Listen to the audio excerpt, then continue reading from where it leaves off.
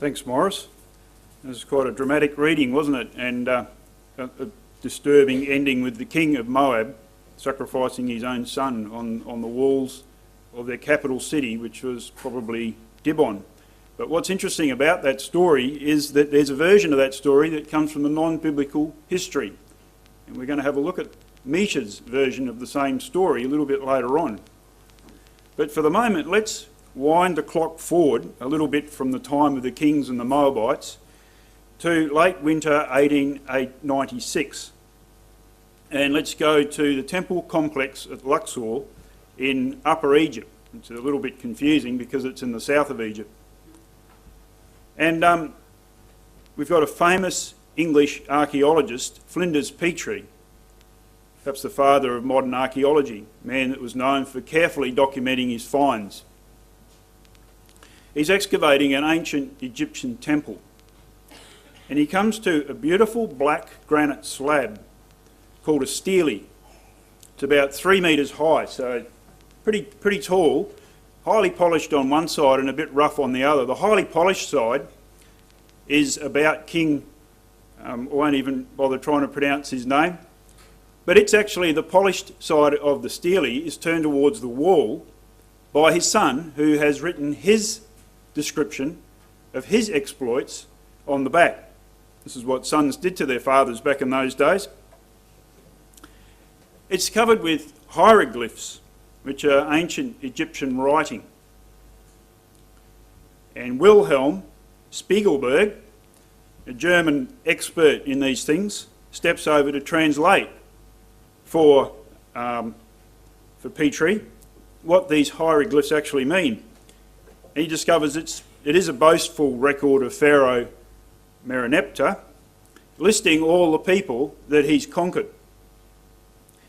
And he reads through the list and he gets near the bottom of the list and he comes to this very strange name, Assyria. Anybody like to guess what that is? Exactly. Petrie leapt to the solution of what it was while Wilhelm was trying to puzzle out what it might mean. Petrie leaps to the solution. Israel, he says. Won't the reverends be pleased? And they were, because the inscription dated to 1200 BC, talking about 3,000 years ago. And it was the earliest mention, it's the earliest known mention of Israel outside the Bible. Very, very interesting, the context of that and the way in which that was written, because Merneptah is generally considered to be Pharaoh of the Exodus. But we'll talk a little bit more about that in a moment. It's just one of many, many examples when we look at the non-biblical record where non-biblical historical sources substantially agree with the biblical record and demonstrate the uniqueness of the Bible as a historical record.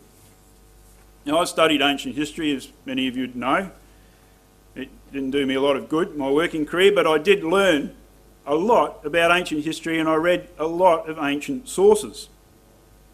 And from my experience, and I stand to be corrected, but certainly looking at Western history, I know of no other book from the ancient world that covers such a vast breadth of time as the Bible in such detail and with such reliability.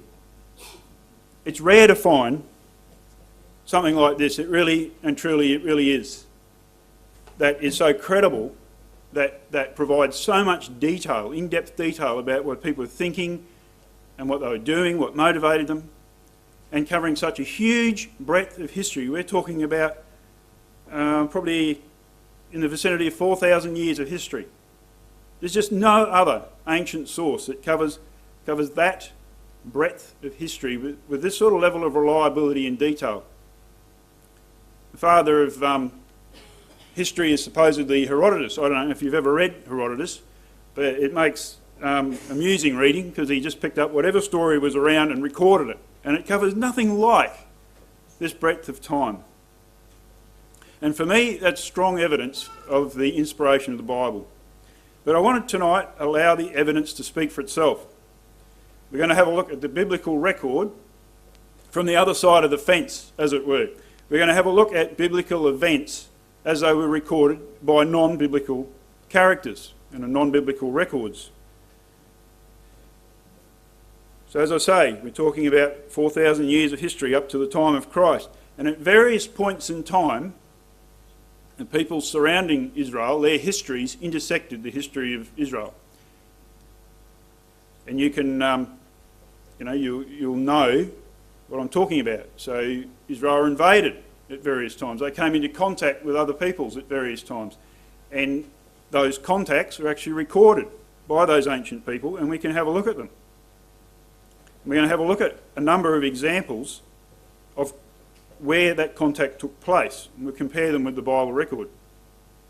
And we won't find perfect agreement, I'll tell you right now. If you're looking for perfect agreement, you won't find it, although we will come very close in a few instances. And that's because, really, there's probably no such thing as a fully truthful and accurate man-made history.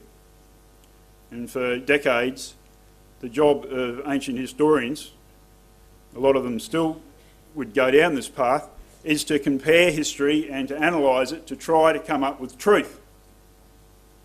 But in the last 20 or 30 years, we've had the onset of the postmodernists who have given up on that idea, and they've said it's unfindable. We can't find the truth.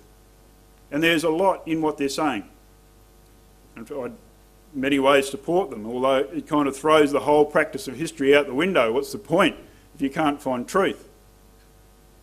The postmodernist says, well look, every history, and it wouldn't be a historian alive that wouldn't acknowledge this, every history is written with an agenda. The historian is writing to promote a personal agenda. And an easy example is that the one we've just looked at, Merneptah, who's written history. His history of his exploits. Now Merneptah's got an agenda, and that's self-promotion.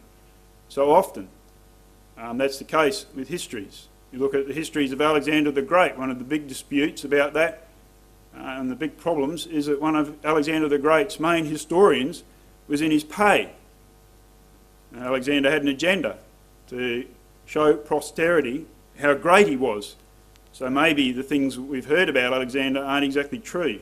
What was the truth about Alexander? How successful really was he? We don't know. There's no standard of truth except the Bible. So inevitably, what we're going to find when we compare non-biblical historical sources with the Bible, we're going to find differences in detail. The Bible's the standard of accuracy, so the problem is not with the Bible, it's with our non-biblical sources. However, what's really amazing is that as we look tonight at something like 4 different civilisations covering a period of about 2,000 years in various parts of the Middle East, we'll find substantial agreement. Now that's amazing when you take into account the fact that we're looking at different histories written by different people who were not in contact with each other. And to me, that is a really amazing thing that when you look at the full breadth of the Bible, that you get such, as we'll see, quite amazing agreement between the records. So let's allow the evidence to speak. I'm going to go through a few examples now, and let's survey some examples of where non-biblical sources talk about biblical events, and let's compare them with the Bible.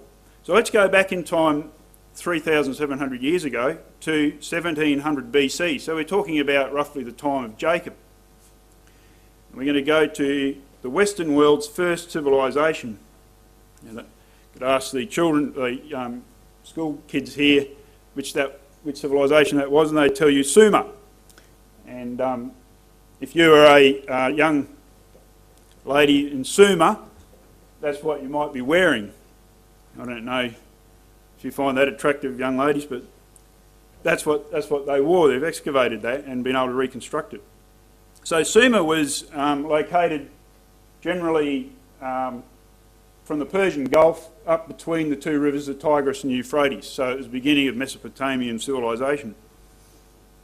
And I want to have a look at this, which is called the Eridu Genesis, which is it's cuneiform you can see there, which he had some cuneiform on the screen to begin with. And it's the earliest form of writing. So you can try this at home sometime, grab some mud or some clay, and you can make little wedge-shaped marks. And the writing was a code made up of wedge-shaped marks. It was, I think, more often than not, intended to be temporary. So, you know, it was like having an exercise book, piece of paper you could write on. So they could make these little cuneiform marks on the clay, and when they wanted to reuse that tablet, they could drop it in some water or wash it off and start again. That's where the excuse came from. You might have heard of it, the dog licked my homework. Yeah. So I haven't got it because the dog licked it and it came off. Well, what happened was, you could make this record permanent either by drying it, or if you dried it, you could still wash it off, or by firing it and making it into ceramic. Now you could do that deliberately. You could fire that deliberately. Or sometimes what happened, and this is how come we've got so many cuneiform tablets, we'll talk a bit more about them later. So tablet, I don't mean like Aspros or Panadol, I mean a little piece of clay, often only very small, sometimes quite big. The reason why we've got so many of them is that they were stored in libraries, and then when the city burnt down, of course all the cuneiform tablets were fired and became hard and permanent. So we've got a huge number of cuneiform tablets in various collections and museums and private collections all over the world. So this particular one was found at the Sumerian city of Nippur. I'm not sure why it's called the Eridu Genesis, because it was found in Nippur, which was a major city in Sumer, and it's found now in the Pennsylvania University. It was found by the Pennsylvania University, and it's located in the Penn Museum. And it's famous for this reason: it contains an early account of the flood. So there it is. Let's just read that out. This is what it says. So it actually goes through a whole Genesis story, a whole creation story. And then it says this: a flood will sweep over the temples to destroy the seed of mankind. It is the decision, the word of the gods, by the word commanded by Anu and Enlil, the two gods. Its kingship, its rule will be put to an end. It's about 40 lines missing. All the windstorms, exceedingly powerful, attacked as one. At the same time, the flood sweeps over the temples. After, for 7 days, the flood had swept over the land, and the huge boat had been tossed about by the windstorms on the great waters. Utu came forth, who sheds light on heaven and earth.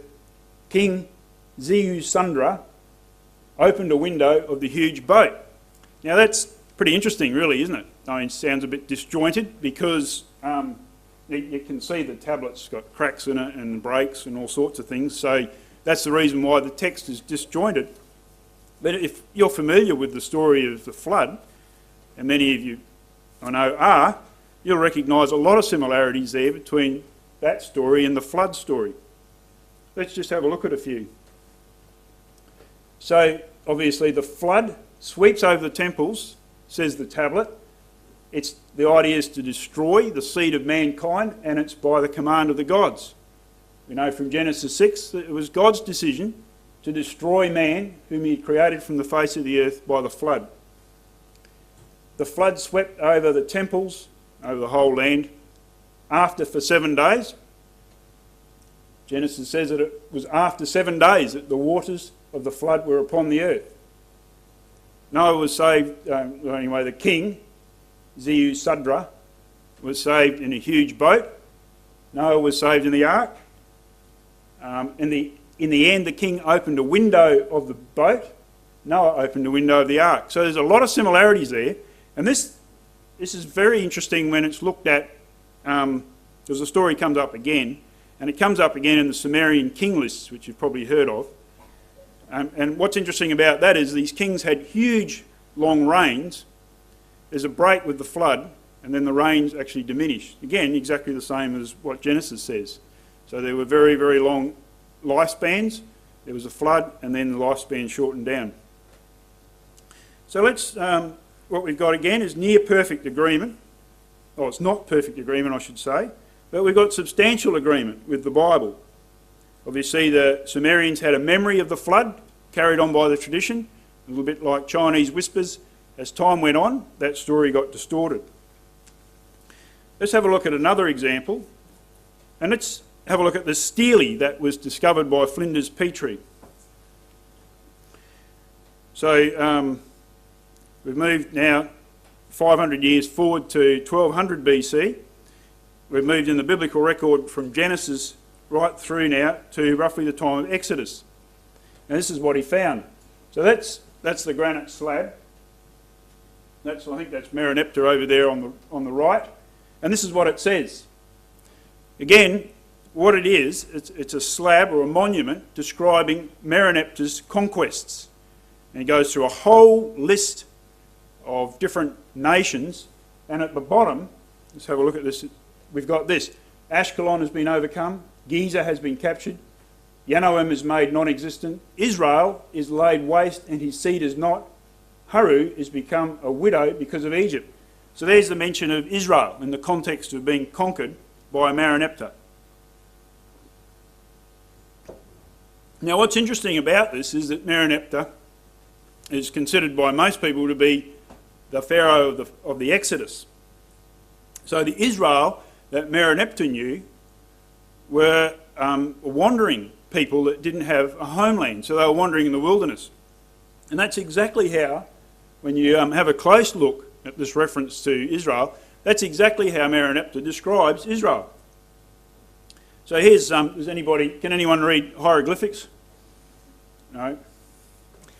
Over on the left is the hieroglyph for Ashkelon, and that's the hieroglyph for Israel. And there's a very interesting difference between those two hieroglyphs. So the Ashkelon hieroglyph, we've got the symbol of the throw stick, which means foreign, and then that little wiggly line underneath is supposed to represent hills, 3 mountains, which represents a city.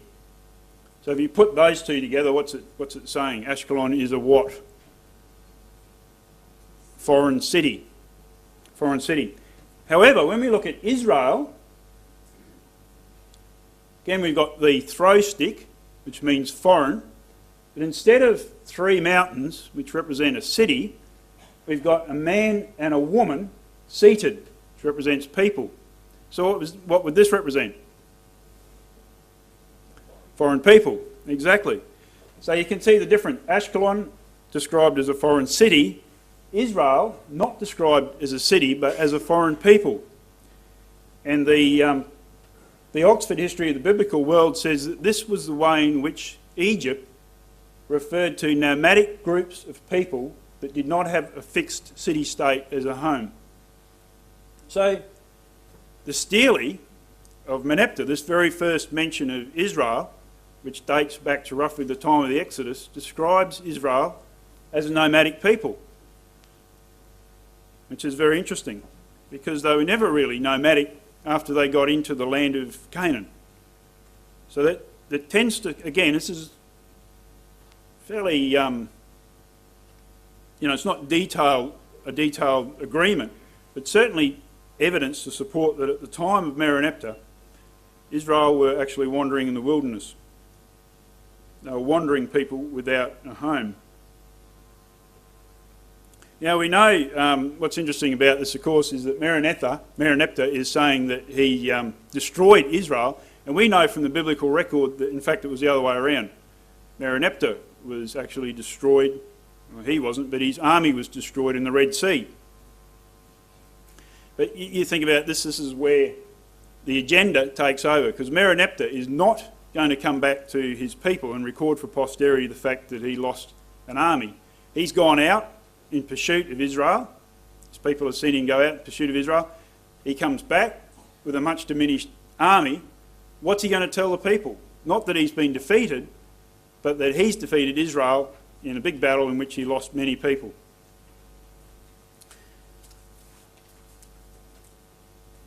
So let's take a look at another example, This is what's called the Moabite Stone.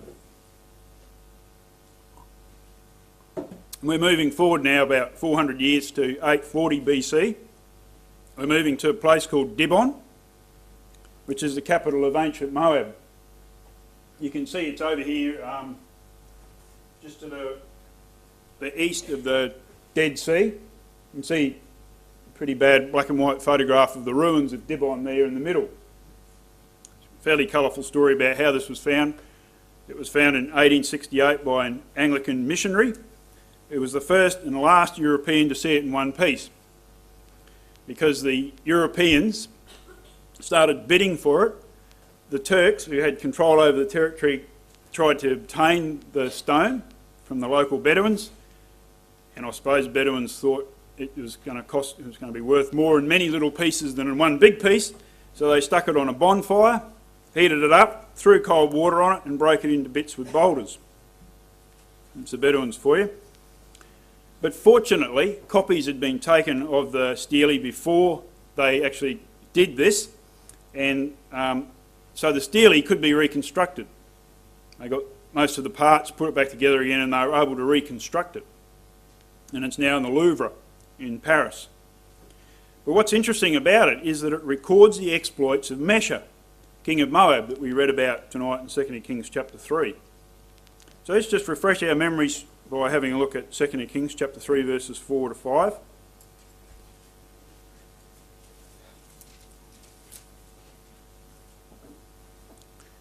We read there that Merneptah, king of Moab, was the sheep master, and rendered unto the king of Israel 100,000 lambs and 100,000 rams with the wool.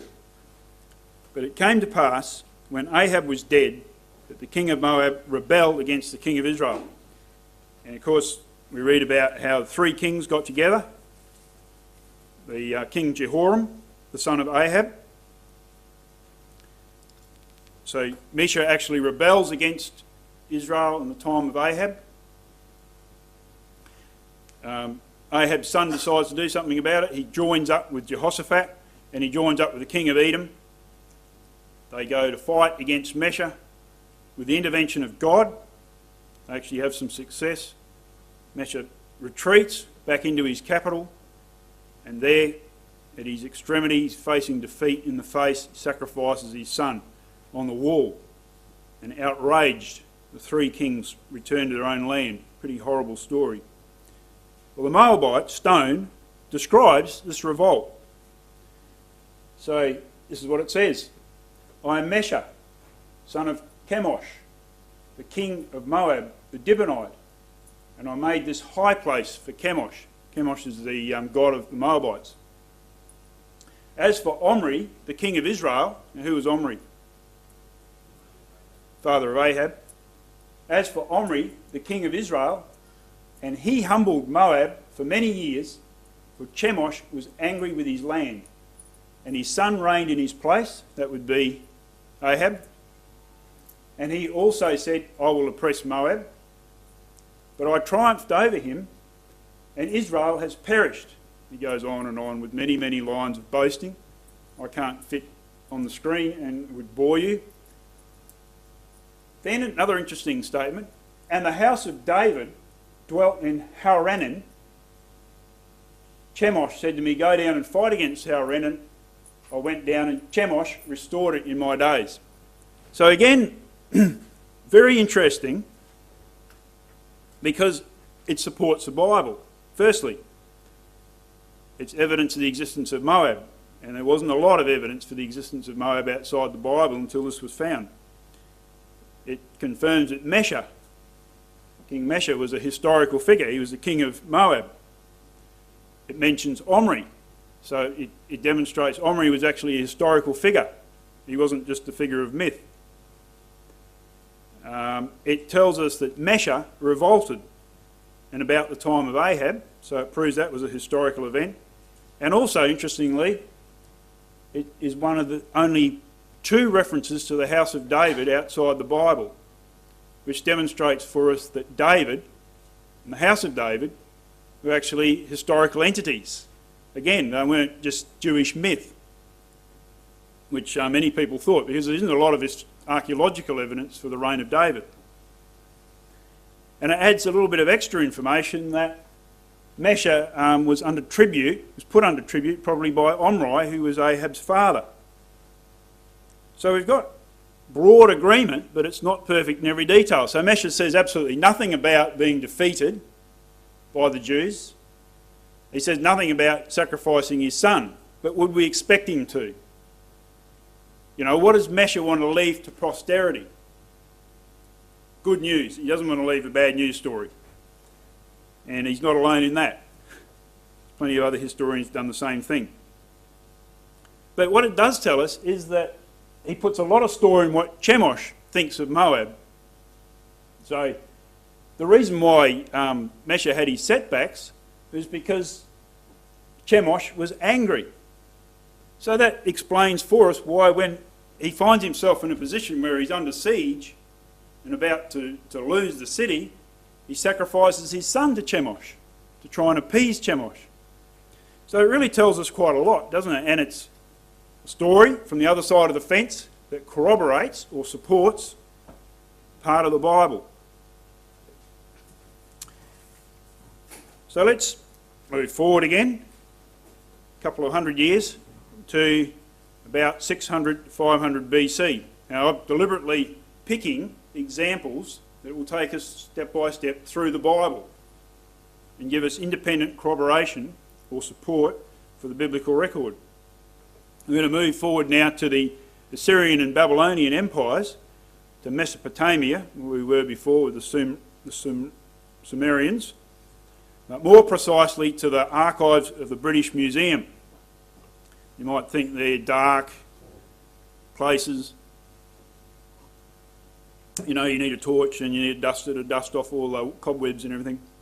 Not like that at all. It would be a pristine, temperature-controlled environment with all these cuneiform tablets and cylinders and things. Here's a few of them. You can see they come in a wide variety of shapes. We've got prisms, cylinders, little disc-shaped things. They'll all be away in these little drawers on mylar or something. So that's where we want to go. The British Museum has 130,000 cuneiform tablets, which is only a small proportion of the number in the world, believed to be up to 2 million cuneiform tablets. So we're actually looking at a vast historical resource. Many opportunities to find independent support for the Bible.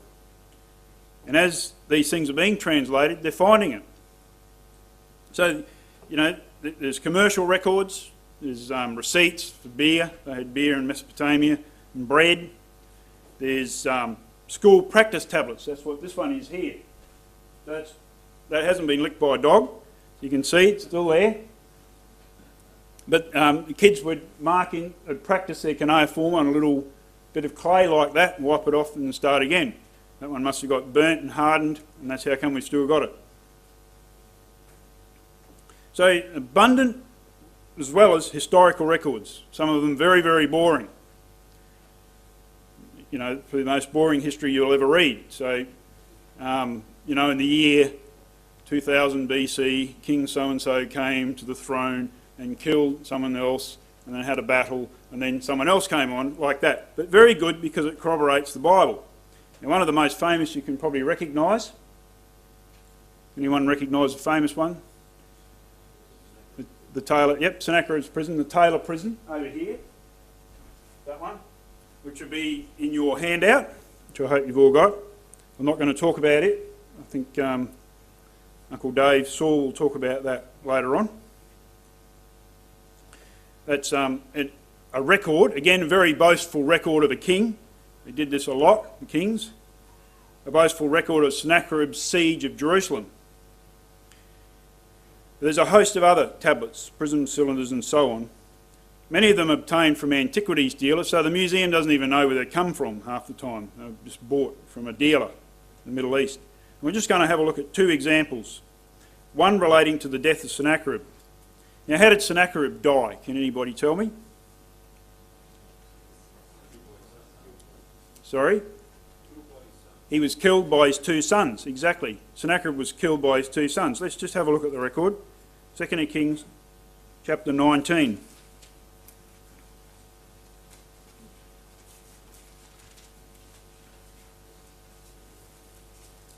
Verse 36. And this is after the siege that's recorded on Taylor Prism. Sennacherib, king of Assyria, departed and went and returned and dwelt at Nineveh.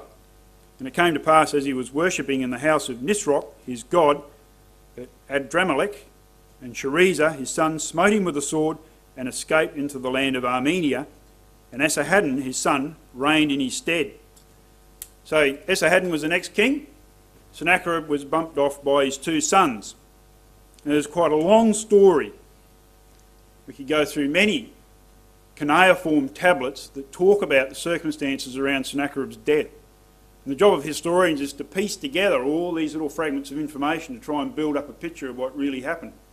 We're just going to take a look at one, and the next couple, this example and the next one, is just to demonstrate the accuracy of the Bible. So this is excitingly called the ABC1 tablet, right? Because they're dealing with hundreds of tablets. They don't even know where they come from, so they just label them with names like that. There's ABC5, surprise, surprise, and probably 2 and 3 and 4. But ABC1 says this: on the 20th day of the month Tebu, Sennacherib, king of Assyria, was killed by his son in a rebellion. For 24 years Sennacherib ruled Assyria. On the 18th day of the month Adaru, Esarhaddon, his son, ascended to the throne in Assyria. So again, just a small little point, but a corroboration of a little detail in the Bible. How did Sennacherib die? There we've got a little corroboration of what it was. Again, the detail doesn't agree exactly, because this one says one son killed him, and the Bible says two sons killed him. The Bible's right, this one is not exactly right. Or perhaps one son actually stabbed him, and the other son was standing by or held onto him, who knows. Now another example, just to demonstrate the accuracy, because there's just so much historical evidence about the Mesopotamians that what we're actually looking at here is accuracy. So who was the last king of Babylon? Oops. Who was the last king of Babylon? Well, might as well just say now, mightn't I? It was Belshazzar, and we know that from Daniel chapter 5, verse 30. Now, historians are a little bit like scientists, right? They think they're very clever, they do a lot of study, and they compare text with text and write very long articles in university journals, and they say this is fact, you know. What we've written and what we've studied, this is the latest scholarly research. So, after all their research, they said this is wrong. Right? Belshazzar wasn't the last king of the Babylonians. The last king of the Babylonians was a chappie called Nabonidus. He was the last king. Because we've done all this research, we can find no reference to Belshazzar. Nabonidus is the last king. So,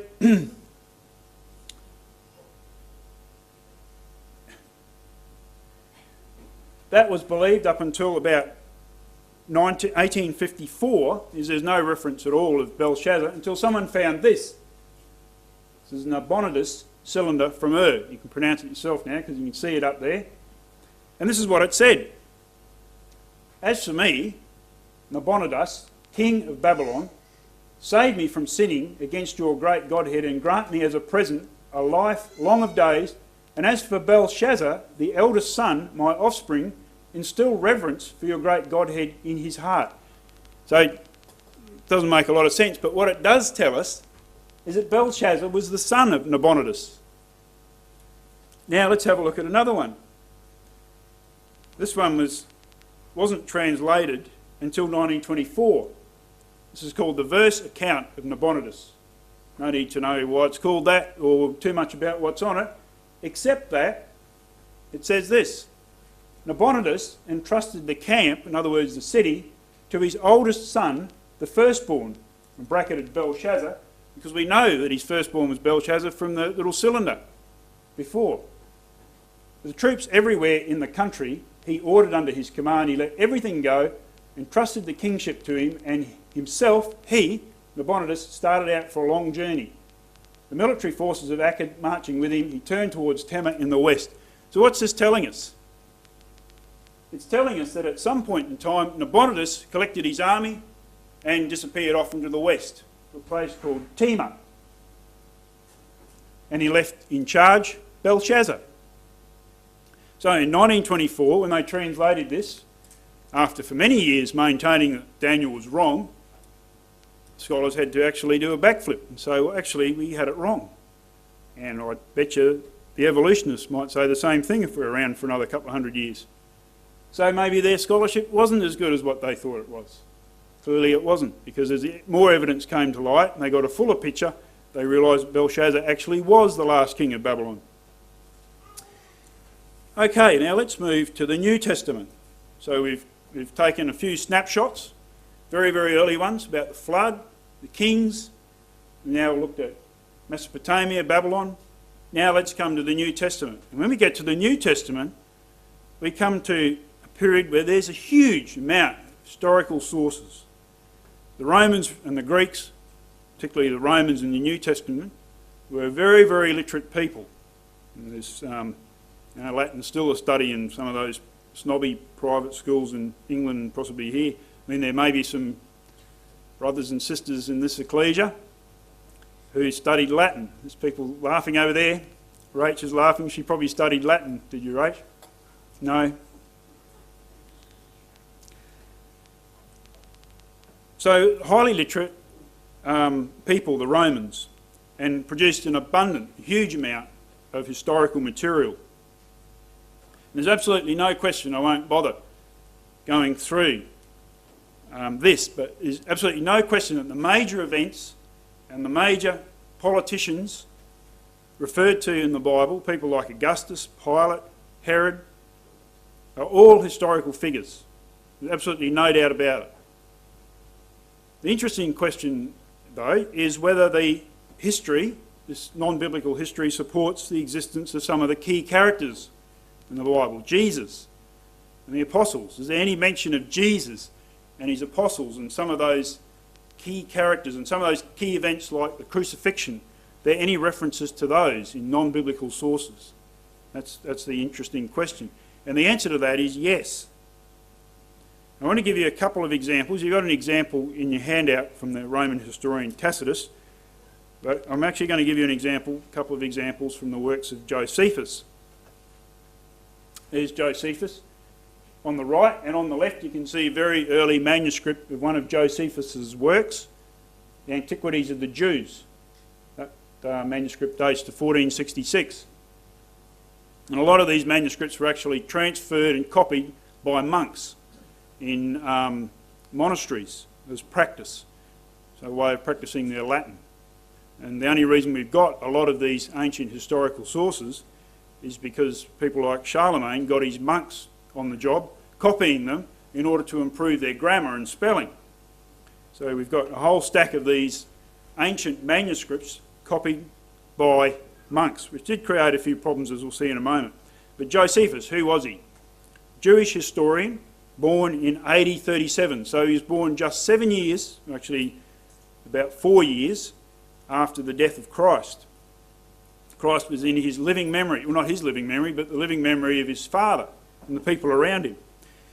Josephus was a Pharisee. He was also a general who fought in the Jewish revolt. He was a bit of a slippery, slimy sort of a character, because when the battle went against them, the guys he was with formed a suicide pact. They were going to do a masada, stab each other, and Josephus managed to weasel his way out of that, ended up being the only one left alive. I suppose he was the last one with the sword and he was supposed to fall on it, and he said, well, no one's going to know if I don't. He'd always sympathised somewhat with the Romans, so being the sort of slippery, slimy character he was, he made friends with the general Titus, who was a general in charge of the Roman army fighting against Jerusalem. And Titus later became the emperor. So that was a pretty good move on the part of Josephus. He got pensioned off to Rome in AD 70 and was given a villa to live in. So he did very well for himself. Managed to change sides and end up being given a villa in Rome. What more could you want? Where he retired to a life of writing.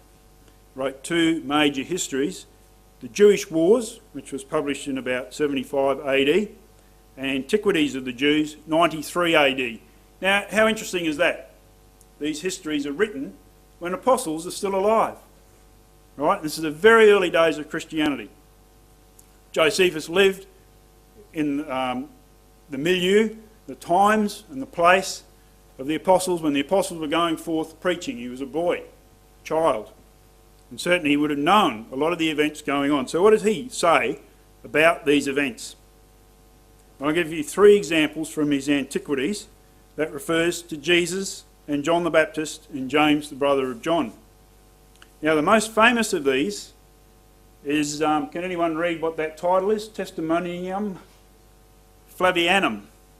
It just means the testimony of Josephus. So I'll read it out for you. About this time there lived Jesus, a wise man, if indeed one ought to call him a man. He was one who wrought surprising feats and was a teacher of such people who accept the truth gladly. He won over many Jews and many of the Greeks. He was the Messiah. When Pilate, upon hearing him accused by men of the highest standing amongst us, had condemned him to be crucified, those who had in the first place come to love him did not give up their affection for him.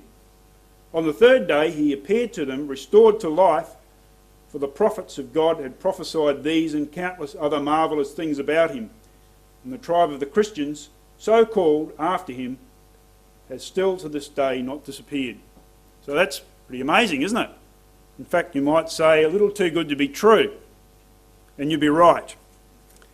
As you can imagine, there's been a mountain of scholarship about that text, and a good deal of dispute. There's people that say the entire thing was added in by priests, who, as I said before, that's how we got these things, because they were copied by priests, and the priests thought, oh, here's a good opportunity, I'll write in a bit of extra.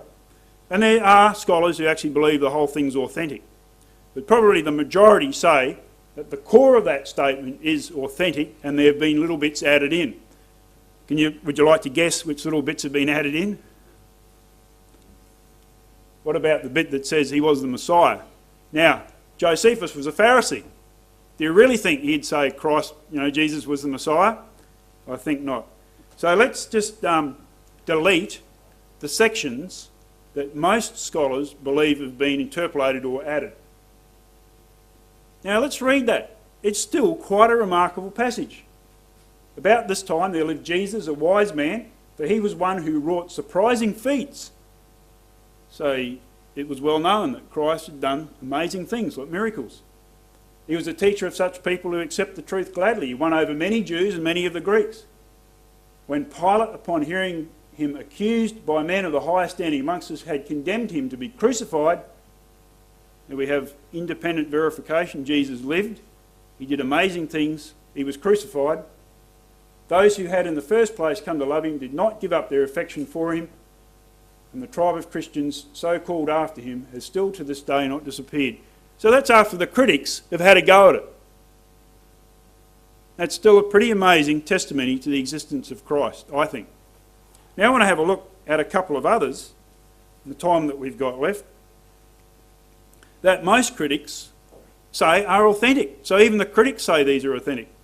So let's just take a look at this. So, as I say, unlike the previous one, most people say this is authentic. Josephus says, Ananus, the high priest, convened the judges of the Sanhedrin, brought before them a man named James, the brother of Jesus. We know this James, he wrote the Epistle of James, who was called the Christ.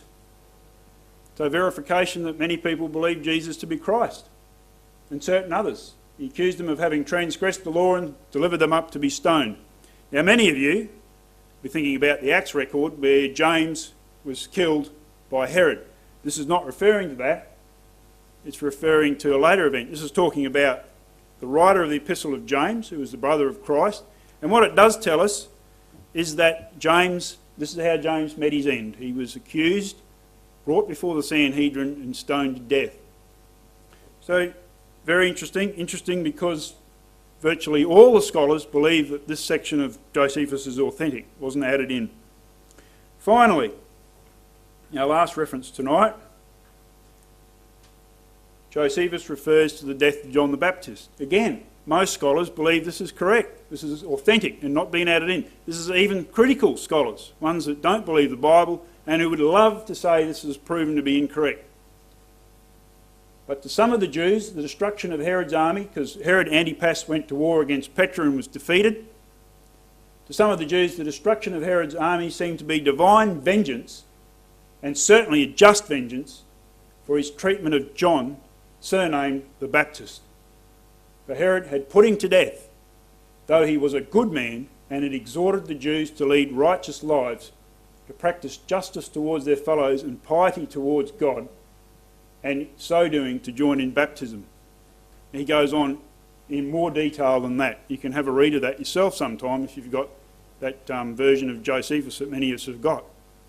What does that prove for us? John the Baptist lived. He was a historical figure. He baptised people and he taught them to repent of their ways. Again, quite an amazing independent verification of the Bible. So, what I've done deliberately, I've given you a lot of material tonight, but I think it's the sheer bulk of the material that demonstrates for us how unique the Bible is as a history book. I don't think you'd find another history book that covered such a vast period of time that's independently verified at so many different points. You think of it. We first had a look at Sumer, 1,700 years before Christ, talking about the flood, an event that happened long before that. So many similarities we saw.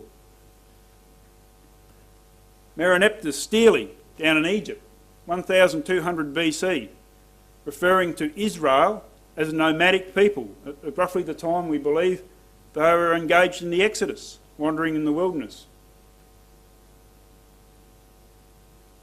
The Moabite Stone, Mesh's Stele, 840 BC from the time of the kings.